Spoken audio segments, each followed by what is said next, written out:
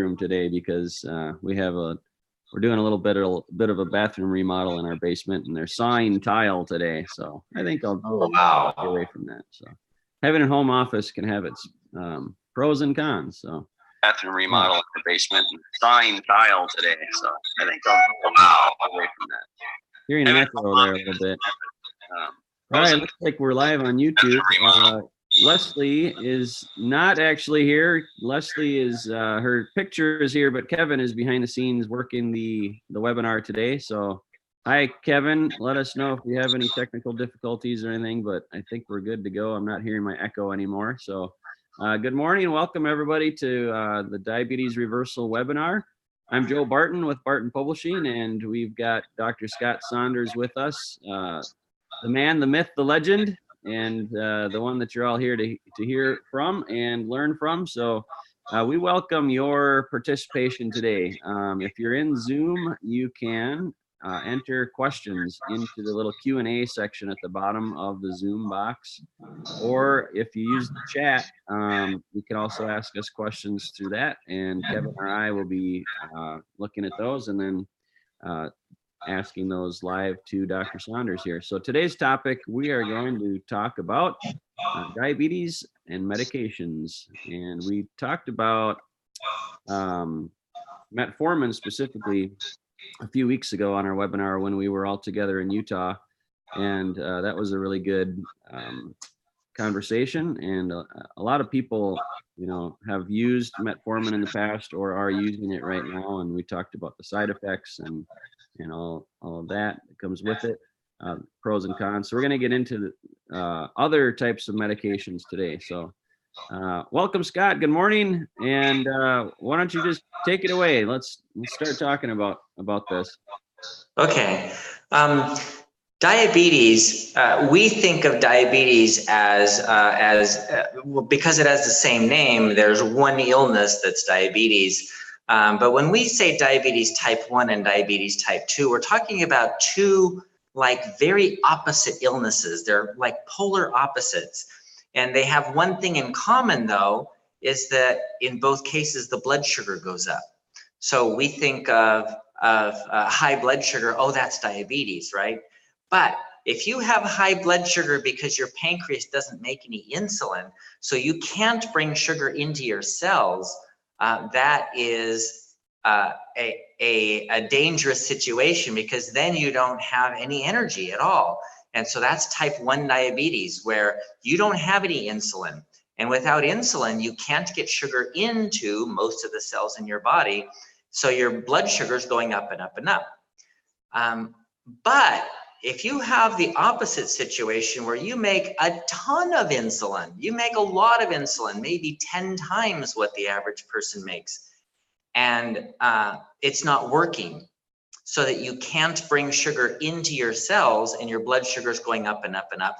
They both have high blood sugar, but one of them has high insulin, the other one has low insulin. That is essential to know when you're starting medications. Because if you don't know what your insulin is, you don't know which medications to use. And some people even with type 2 diabetes where they have really high insulin levels are injecting insulin to increase the amount of insulin so that the blood sugar can go into the cells and lower the blood sugar. But if your cells are all resistant to insulin, then that may make the problem worse. For example, there are certain cells, like fat cells, for example, that don't require a lot of insulin. They don't become insulin resistant. Yes, they do require insulin. They don't become insulin resistant. So you're injecting more insulin and just making yourself fatter and fatter and fatter and fatter, and actually making the problem worse and not better. So the medication you use is so important. Generally, there is one medication that most people who have either pre-diabetes or diabetes type 2 start off with, and it's called Metformin. There's a brand name Glucagon, and what that does is kind of unique. It is toxic to mitochondria. It blocks the mitochondria's ability to use sugar. Now, we use toxins all the time in low doses to allow or prevent certain functions from happening and cause other things to happen. And that's what toxic things do. If you get too much of them, then it becomes, it causes damage to your body. Well, metformin is no different than that. We use this toxin that blocks your ability to make energy from sugar. So it increases something called cyclic AMP. And what that does is tells your body to start using fat for energy instead of sugar.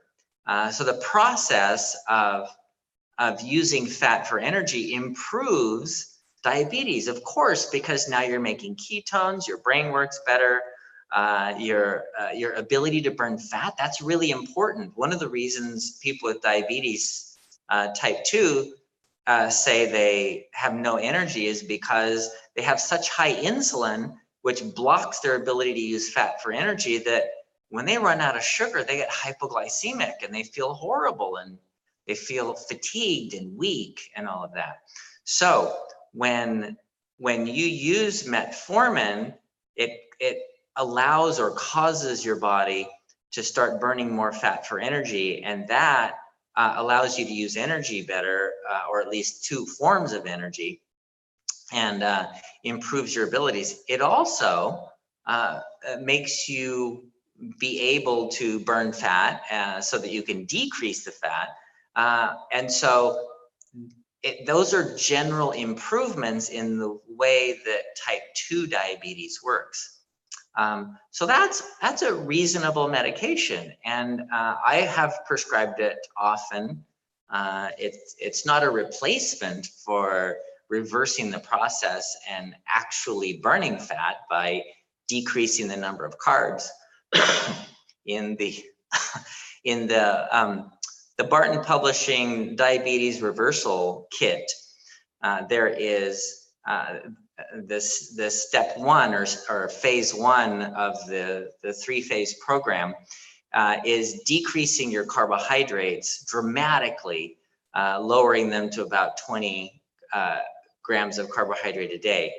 And what that does is exactly the same thing. It says, oh my gosh, there's not enough carbohydrate around, we better start burning fat. And so that, together with metformin, isn't a bad thing. You know what's really interesting about metformin is it's also used now in low dose for cancer. It decreases cancer, it actually prevents cancer in some way, and may even kill cancers for exactly the same reason. Cancers can only use sugar for energy, and since metformin blocks the ability for the cells to use sugar, then the cancer cells can't grow as fast, and they shrivel down and die. So really interesting. That is interesting. I know that there's been, like, my mom had breast cancer, and she had to go down to Tijuana to get a certain type of medication that was basically illegal in the US now, because, well, it was like an acne medication, but for some reason it somehow helped cancerous growth or something. So I don't remember what medication it was, but hopefully it wasn't. My conspiracy bells aren't going off too much, but like, just wonder, like, if metformin is actually a cancer, not cure, but like helps with that, if that's going to become something that is harder to get a hold of. I don't know. So the conspiracy. Well, it does the same kind of thing that fasting does. When we fast, we shut down our body's ability to use sugar, because essentially within in less than a day, we use up all the sugar in our body, essentially. And so we have to start burning fat, and then there's no sugar around, and the cancers start going, and they shrink down and die. Cancer, not all cancers do that, but the ones that are fast growing, or when they're early, so in the early stages before they get their own blood supply and create their own metabolism, then you can kill cancers. And So you could theoretically, if you fast periodically, I don't know, once a month or a few times a year, every quarter or something like that, for a decent amount of time, like say 5 days, you could theoretically prevent most cancers, not skin cancers, but most other internal cancers, because periodically, every month or a few months when you're fasting, you'll kill all the ones that are starting to grow before they get their blood supply and get rid of them. Yeah. It's part of a process called autophagy, where the body starts eating itself, and it will eat up any cancer cells too. Yeah. So metformin kind of does that. It kind of like tricks your body into thinking you're fasting when you're not. Quick question here from Skip. Type name is Skippy, but I think it might be our friend Skip that we've talked to in the past. Do all people with diabetes have fatty liver disease? Oh, that's a good question. There are a whole bunch of people that do not have diabetes that have fatty liver disease. And many of them, because they're obese and because they have high insulin, so they have insulin resistance, and they're not able to use fat for energy. The fat builds up in the liver, and so the fat in the liver starts taking over the cells, and it can actually over a long period of time lead to liver failure. So the toxicity leads to liver failure, not the fat itself. So the fatty liver disease does not happen in everybody that has diabetes, and that's a really interesting thing. You can type 2 diabetes. I don't know the exact numbers, but I know I've tested many people who have type 2 diabetes, and they do not have fatty liver disease. So the answer to the question is no, but you can have fatty liver and not have diabetes, and you can have diabetes and not have fatty liver. Yeah, they're independent. Another question from Skip. Is ketosis the cure for cancer? The cure for cancer? That's a really difficult question, because if you have periodic ketosis, where you're fasting periodically, let's say, once a quarter, once a month, something like that, for a reasonable amount of time, say for 5 days or a week, or even more. Some people do like a 2-week cleanse or something like that every quarter. That kind of thing could actually prevent most cancers. And so roughly 80% of cancers could be prevented if somebody did something like that. Yeah, we had a really good webinar a couple of weeks ago called Anabolic and Metabolic, and we talked about what we're calling the 6-10 reset. It's basically stop eating at 6 o'clock so that you can go to bed at 10 o'clock on an empty stomach. And the benefits, like massive benefits of that, total anti-aging and cancer prevention and disease prevention in a lot of ways. Not 100%, of course, but like that's one of the best things that people are finding and that you've really been a proponent of lately. So if you've missed that, if you missed any of our previous webinars, you go to bartonwebinar.com, and then on that page we link to our YouTube channel, and just go to YouTube from there, and then subscribe, and you can watch any of our webinars that we've done in the past few months here. But yeah, so that 6-10 reset is for it. What it does, the benefit that it has is the illnesses that are stress induced, so to speak, because what that allows is a good circadian rhythm, so you don't have stress induced illness. And even though stress itself doesn't cause illness, it makes everything worse. So you can practically improve anything by just doing that, not eating after 6 and going to bed at 10.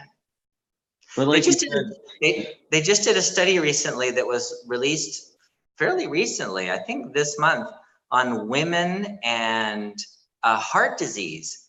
And they said if the women who ate after 6 o'clock, the more they ate, the more their heart disease increased. And there was a linear relationship the more they ate after 6, the greater their heart disease risk. And the less they ate after 6, the less their heart disease risk. So that is it's a real thing. You know, it's not just diabetes, it's everything, heart disease and all that. You mentioned how that's one of probably the hardest thing though, as far as diets go. Like that is almost the hardest thing to do, is to stop eating after 6 o'clock. And I think culturally it's because like typically we're busiest during the day. And if you're busy, you're not, you know, you can like go a whole day sometimes and forget to eat. And then you wind down at the end of the day and it's like, oh, I think I'm hungry, you know, and or, you know, time to relax or watch a movie or TV or, you know, be on the computer or phone or whatever. And it's like, it's so easy to mindlessly eat at that time. So, oh man, I find it the hardest thing. I have done cleanses and detoxes and fasts and, you know, 14-day bone broth and I've done gluten-free and dairy-free and sugar-free and practically anything I've ever recommended to my patients I've done. And the hardest thing in the world is not eating after 6. yeah, It's really hard. yeah. I've definitely experienced that myself, but I've also experienced like the benefits from it. Like if I do it right, I sleep great through the night. And I just like, if I do it 3 or 4 days in a row, I can drop 4 or 5 pounds. Even if I've eaten, yeah, even if I've eaten like not great, like I'm still eating carbs during the day. I'm not diabetic, so I don't have to watch my carbs as much, but yeah, but at the same time, if I do eat after 6, like it just all comes back on. So I'm sure that happens for a lot of people as well. Yeah, I just had a text today from or an email from a patient that she had a lot of acid reflux, a lot of GERD. And she says, I can't sleep at night. It's burning. I got this cough all day long, and I don't know what to do about it. I said, okay, first thing to do is don't eat after 6, and see what happens. So she just sent me an email saying, that is amazing. She said, ever since I've been doing this, I have had no problems at all, and I sleep really well at night, and my cough is gone. And there were 2 times when I thought I could get away with having some vegetables. I was really hungry, so I cooked some vegetables and some broth. I thought I could get away with that, and the acid reflux just came back, and it was even worse. And another time before I went to bed, I just had a few pieces of avocado, and that time. So the only 2 times I ate, it all came back, and all of the other times in the last couple of weeks, I have been perfectly fine. Yeah, yeah, it's amazing. So we talked also about putting together sort of like a 30-day challenge. And so we're still kind of working on that, working out the details to do that 6-10 reset and just to track your numbers and all that. Okay, let's go into some other medications. Yes, let's do it. Okay, so another really common medication that is used for diabetes are sulfonylureas. And these are glyburide, glipizide, diabeta. A lot of these medications, they've been around for a long time, 20 and 30 years. And what they do is tell the pancreas to make more insulin. So if you think about that and you think, if I have type 1 diabetes, my pancreas doesn't make insulin at all, so that's not going to work. But if I have type 2 diabetes, then I have too much insulin, so that doesn't sound like a good deal. And actually it's not, and that's the real case. Yes, it can bring the blood sugar down a little bit, but it brings the insulin up and causes more damage to your kidneys, more damage to your brain, to your heart, and to your nerves. So it's not a good long-term solution. And there are other kinds of medications that are like this too. There's Prandin and Starlix are similar. They're a different type, meticlinides that cause the pancreas to make more insulin. These are the kind of medications you don't want. Don't even start those. That's you already have an insulin problem, and the researchers, the scientists all know that the problem is not sugar, it's insulin. So high blood sugar is just a marker. It's an easy marker for us to look at diabetes, but it's not a useful marker in terms of the complications of diabetes. Really, the problem is insulin. So these medications that are increasing your insulin or telling your pancreas to make more insulin to drop your blood sugar are actually making you worse in the long run because they make you more resistant to insulin. Okay. There are a couple of others. Let's see, thiazolidine diones. These are medications like Actos and Avandia. And they have really bad side effects. They're supposed to make you more sensitive to your insulin. But because of the way they work on muscles and the fat and the liver, they can have really bad side effects like heart failure because of the way they work on muscles. And they also cause anemia. They block the bone marrow from making red blood cells. So I don't recommend those at all. They have bad side effects, and they're really only mildly useful if they do anything at all. So they're supposed to be like as good as metformin, but they have way more side effects, and they're not as good. Okay. So the darlings now, the ones that a lot of the endocrinologists are using more are DPP-4 inhibitors, and these are the ones that reduce blood sugar levels, but with a very modest effect. They hardly work, but they increase the risk of pancreatitis, and that's a big problem. You know, if you're only getting a little bit of benefit for the possibility of something that could damage your pancreas that already is dysfunctional, then I don't recommend those either. And then there's some really interesting ones that mimic the effect of glucagon. Glucagon is a hormone in your body that helps when you have low blood sugar. It causes you to use fat, and these actually do work. They're injectable, and they bind to a certain receptor that causes you to use more fat for energy, but it's not a good long-term solution because you still haven't dealt with the insulin resistance problem. It doesn't do that. And then there's the last one, is the SGLT2 inhibitors, and they block an enzyme that allows you to reabsorb sugar into your body.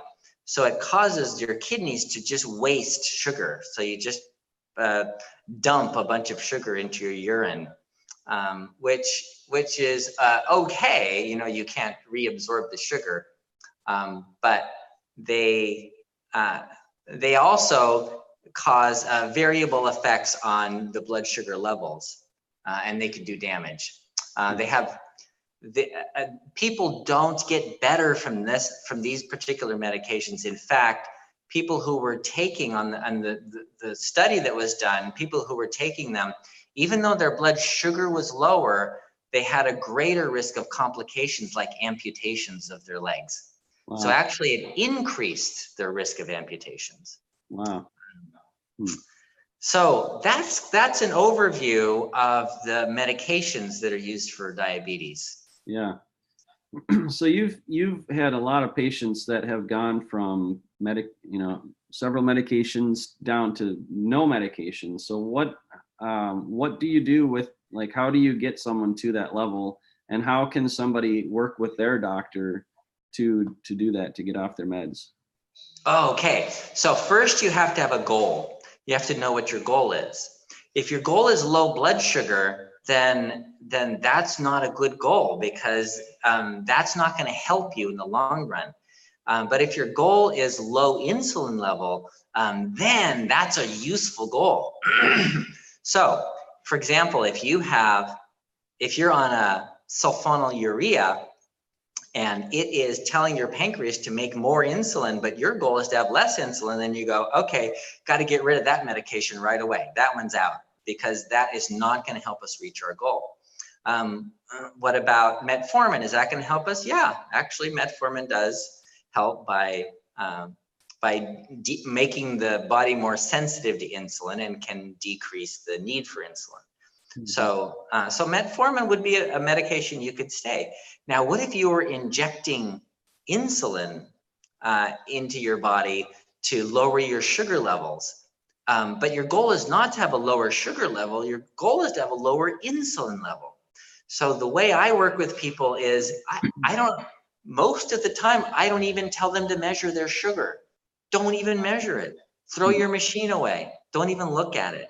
What we really care about is what your insulin levels are. And so, so we will periodically, like monthly or every couple of months, measure the insulin level compared to the sugars, because insulin's going up and down, sugar's going up and down. So if you have high sugar, high insulin, that's a bad sign. That's insulin resistance. If you have high sugar, low insulin, that might be a bad sign. You have to do another test on the pancreas to make sure it's working. Sure. So you have to look at the ratio of them or how they're working together to see if when your sugar is normal and your insulin, your fasting insulin is low. That's how you know. And a normal insulin level, if anybody's doing the test, look for a number of about 5. So 3, 4, 5, 6, 7, anywhere in there. So 5 is right about what the optimal level of insulin should be. Because some tests will say 25 is okay. Well, that's averaging over the population, and half of our population is insulin resistant. So we're looking at averages that are way high, higher than they should be. Because oh, you went muted there, Scott. Somehow. There you go. Yeah, I'm sorry.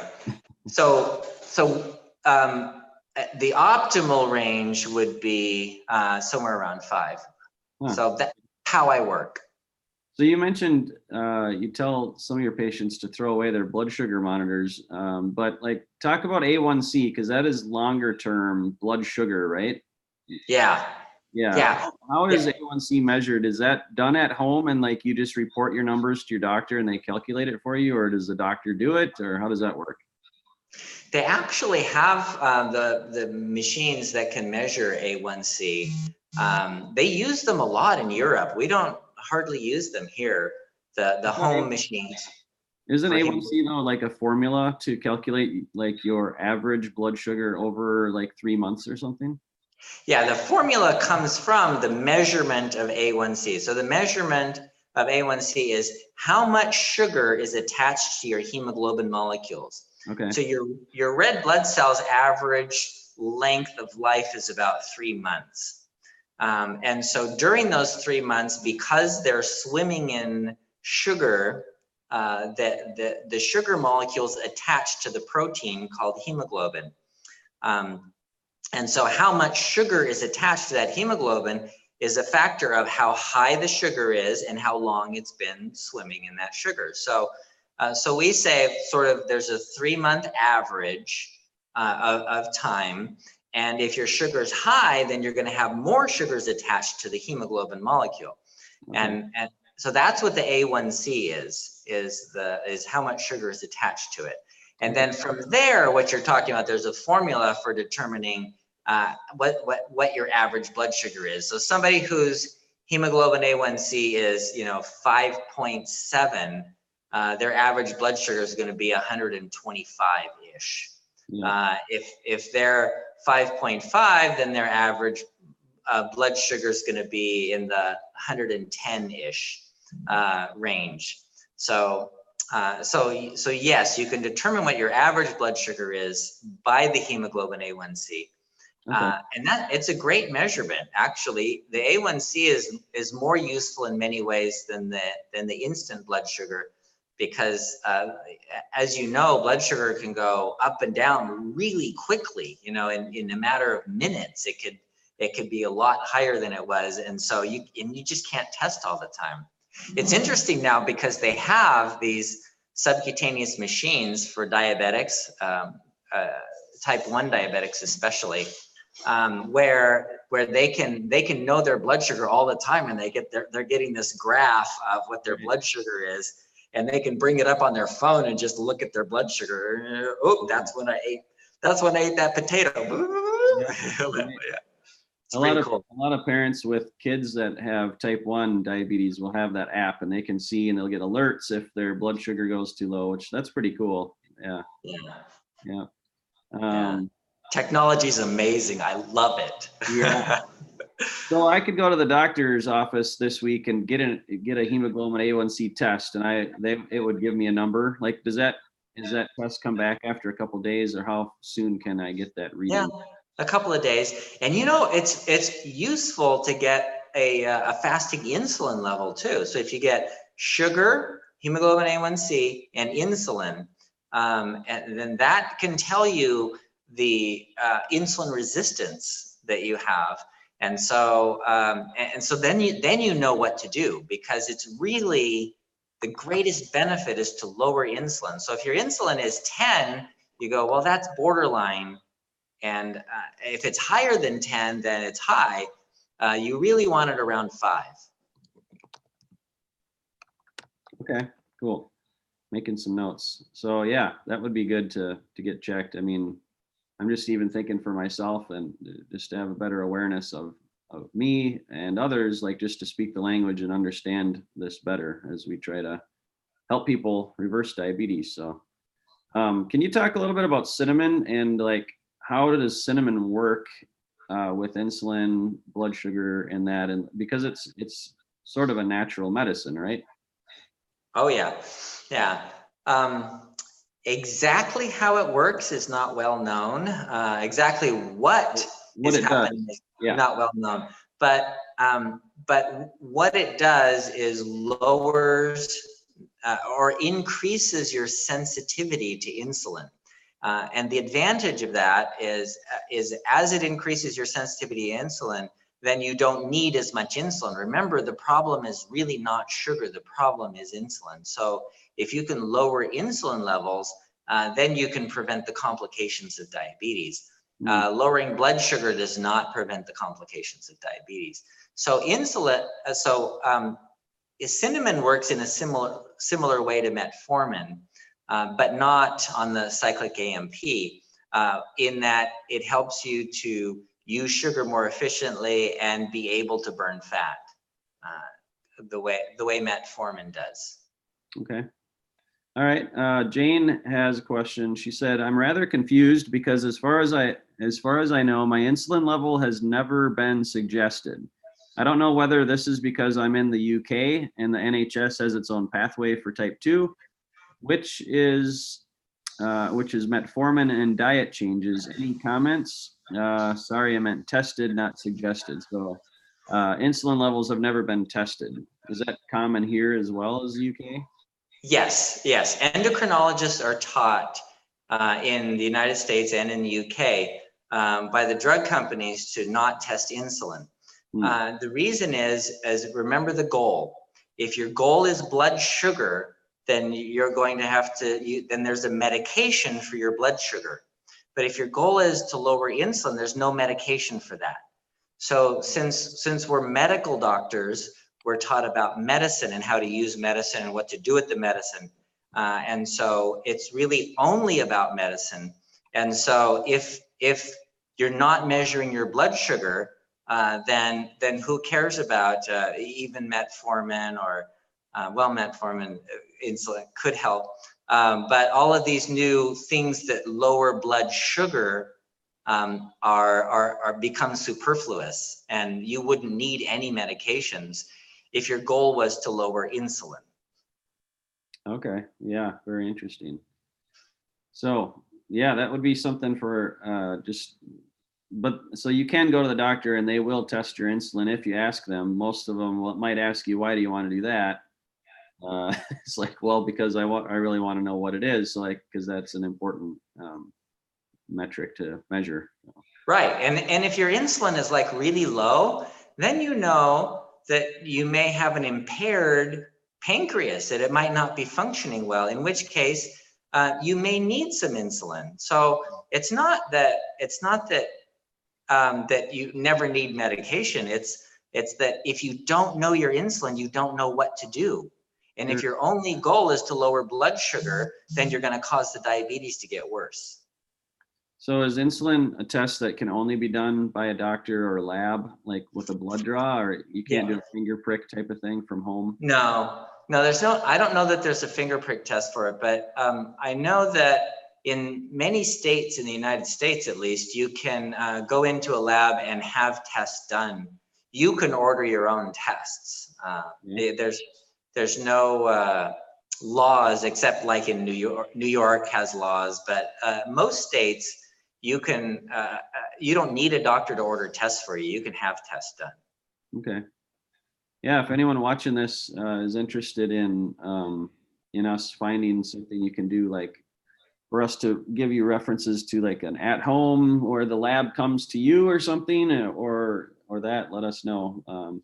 Any ideas or questions or thoughts you have that spur from these conversations. We're always looking for input. So yeah, you've covered a lot of ground. This is really good. I mean, one of the things with medications that I think causes me to be in the business I am and try to help people is I watch TV commercials of medications, and they have to be like 90 minutes long or 2 minutes long or 90 seconds long to 2 minutes long, because the last part is all the side effects. And they show all these happy people outside in the sun, and they're like dancing and spinning around and playing with the kids and having a picnic. And meanwhile, the narrator is saying, this, medication, be careful, it might cause, burning liver, skin might fall off, your hair can start on fire, irritation when you use the bathroom, you can't sleep at night, and death.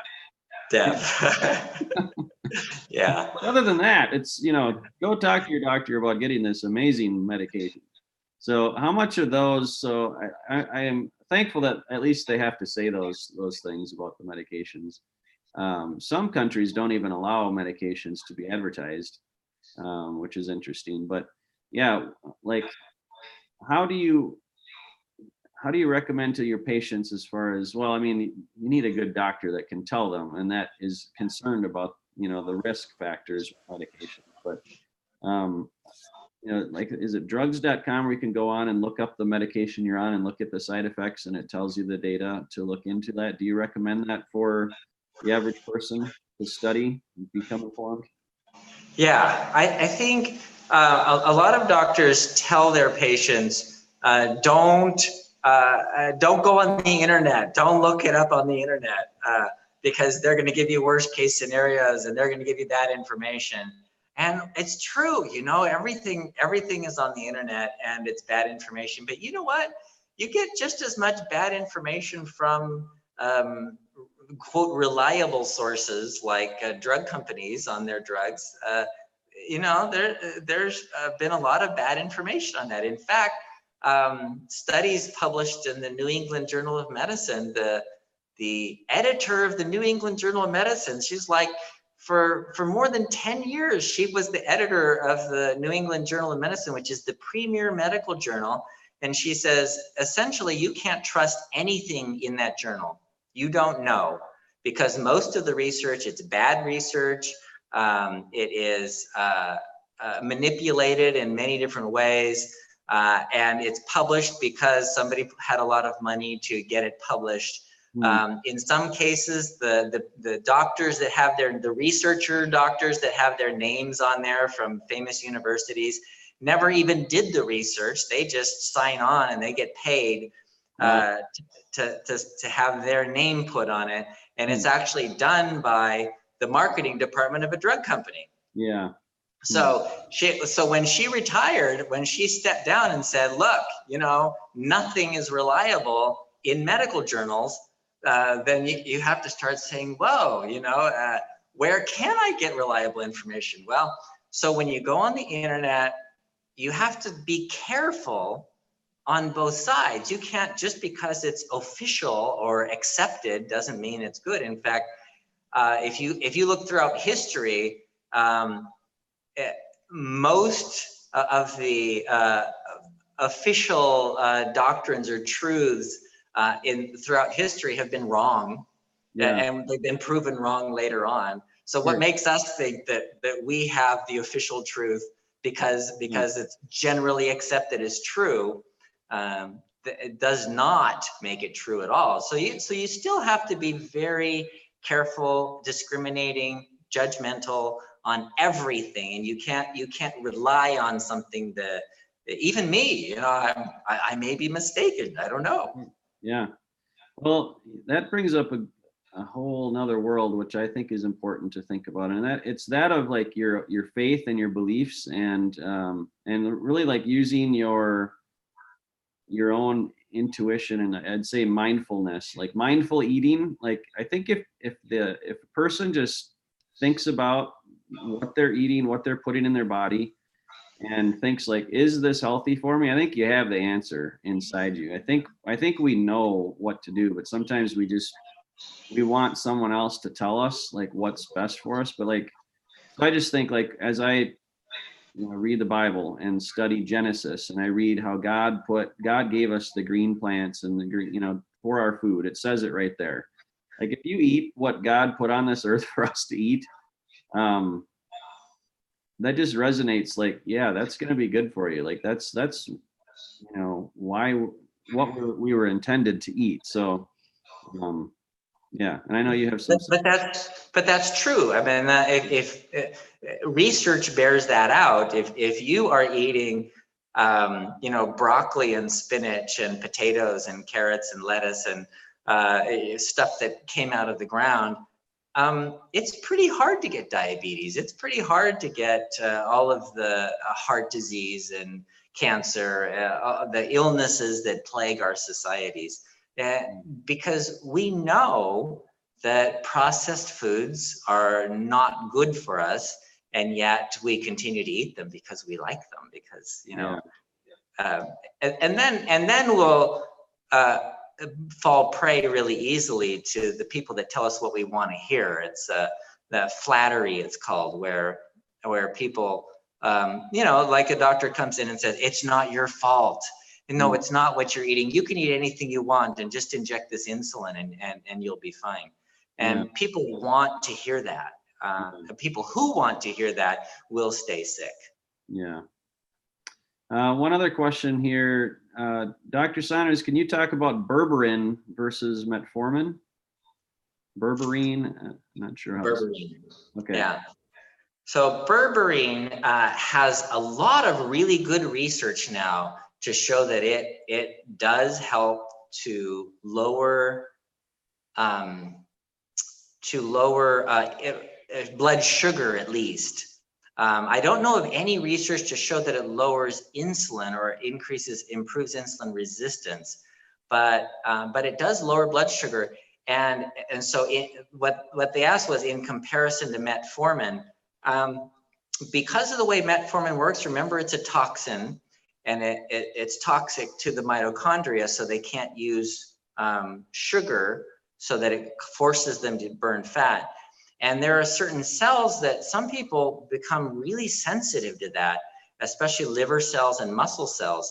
And so some people take metformin and they'll get, their muscles will start breaking down because they don't have any energy in them, and their liver, they'll start getting hepatitis, liver damage. So because of the side effects of metformin, berberine doesn't have that. And it works about just as well as the metformin, but there haven't been any side effects of liver damage or muscle damage from it. So in some ways, it's better. Good.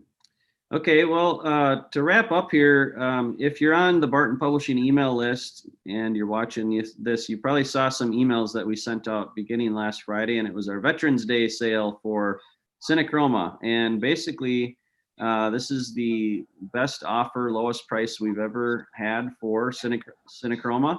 And Synachroma is the supplement for blood sugar metabolism that Dr. Saunders formulated. This is what he uses, recommends to others, and it's got cinnamon bark extract, chromium, vitamin D3, vitamin K2, selenium and vanadium, and very important. Like he talks about, it helps with your insulin levels. And we have, today is the last day for the sale. In the chat, Kevin, also known as Leslie, put in the URL there to go to that page, and the coupon code is already, if you just click on the button, the coupon code enters itself. It's called Bet Free. You get a free bottle with any order of Synachroma. So if you want to buy one bottle, I think it's $49, and we'll add a second bottle for free. We also have, like, you can buy 4 and get 3 free, plus we throw in a 4th bottle free, so you get 8 bottles for the price of 4. And so go to that link. It's gardenog.com/LTR/221. And the coupon code is VET Free for Veterans Day, free bottle. And again, that promotion ends today, so you want to get that today. But yeah, and so we've had a lot of people take us up on that this week, and so we have to get a fresh. We have a fresh supply that just came in, and looks like we're gonna have to place another order here very soon as we're ramping up for the winter season. So, so that's my marketing plug here for Synachroma, but wanted to make sure everybody knew about that. And yeah, this, you know, Synachroma is a great natural alternative that a lot of people have been using successfully, seeing improvements with their blood sugar, their insulin, their A1Cs, how they feel. It affects your mood. Vitamin D3 and K2, especially this time of year, is important, as you know, less sunshine, less time outside. It's really good for immune system and all that. So that's my plug, and we're going to wrap things up here as we like to do in about 45 minutes time. So again, everything is on bartonwebinar.com. You can register if you haven't already. You can watch us next week. We're going to be back. I'm not sure what our topic is going to be next week, but we'll figure that out, and we'll let you know through email and through Facebook. And so as always, thanks for joining us today. Thanks for being a part. I hope you've enjoyed this, had some questions answered. And Scott, as always, I've learned a ton from you. I really appreciate your work. Thanks. An awesome guy, and I really appreciate you. So, hey, and it's World Diabetes Day in 2 days. So I don't know that we want to celebrate that so much. We'll celebrate World Reversal of Diabetes. We're going to start calling it, make it our own. So diabetes type 2 can be reversed, and a lot of diseases can be reversed by using natural remedies. And that's why we're here. All right. Thank you, everyone. We're going to close out. And Dr. Saunders, I always like to ask if you have a joke ready for us. Let me think. It's Thanksgiving, right? Okay. So you've heard of pilgrims, right? Pilgrims. Yeah. Well, do you know why pilgrims' pants are always falling down? Pilgrim's pants falling down. Let's see. Belts. I don't know. Tell us. Because they put their belt buckles on their hats. Ah, yes. That is it. Wow. All right. Well, thanks, everyone. Topic suggestion: managing cold and flu symptoms with diabetes and as naturally as possible. So we didn't. If you missed last week, we talked about flu shots and immune systems, and we talked about that too. So, Pam, if you didn't see that, yeah, check that out. Yeah, that's a good topic. We might have to consider that. So we love hearing suggestions on what you guys want to hear about, what Dr. Saunders can help with. So thanks, everyone. We'll see you next time. Have a great day. Thank you, Scott. All right. Bye. Bye.